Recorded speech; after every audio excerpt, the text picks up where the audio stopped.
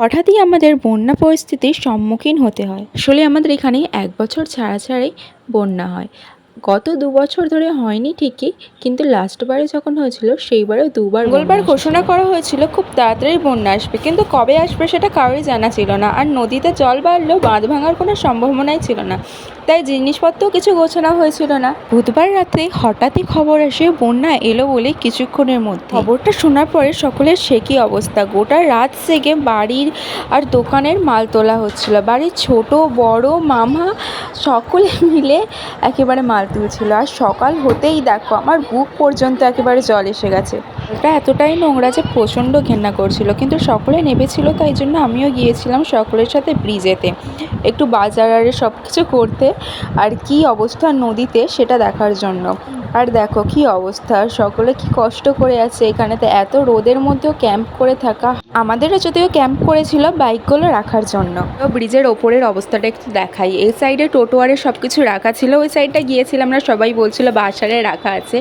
ওপরেতে সবাই কত কষ্ট করে আছে দেখো ক্যাম্প খাটিয়ে।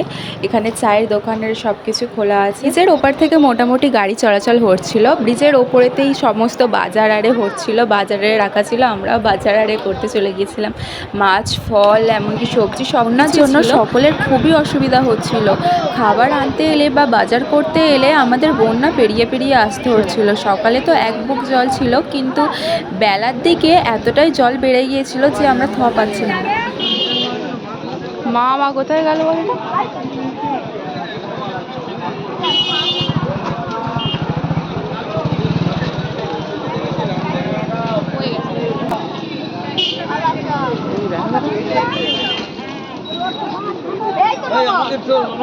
হ্যাঁ তুলেছি তোমাকে। এরপরে ঘরে পালিয়ে চল। কি অবস্থা দেখো, মাঠগুলো যেন হয়ে গেছে নদী। ব্রিজের এপারেতে জল না থাকার কারণে আর অল্প থাকার কারণে অনেকে ক্যাম্প করে আছে খুবই কষ্ট করে। দেখলে সত্যি খুবই মায়া লাগবে, এতটাই কষ্ট করে আছে সকলে। আমাদের ঘরের সামনে এতটাই জল যে আমি পাচ্ছিলাম না। আবার বলা হচ্ছে যে এইবারে নাকি আগের বারের মতো আবার 2 বার বন্যা আসবে। কথাটা সত্যি কিনা জানি না, কিন্তু যদি সত্যি হয় সত্যি আমাদের মতো সাধারণ মানুষদের অনেক ক্ষতি হবে। একে তো আর্থিক দিক থেকে এবং সমস্ত দিক থেকে আমাদের অনেক ক্ষতি হয়েছে। এবার দোকানে বলো পুজোর মার্কেট, সত্যি অনেক ক্ষতি হবে আমাদের। ভিডিওটা ভালো লেগে থাকলে অবশ্যই একটা সাবস্ক্রাইব অ্যান্ড শেয়ার করে দেবেন। দেখা হচ্ছে নেক্সট ব্লগে।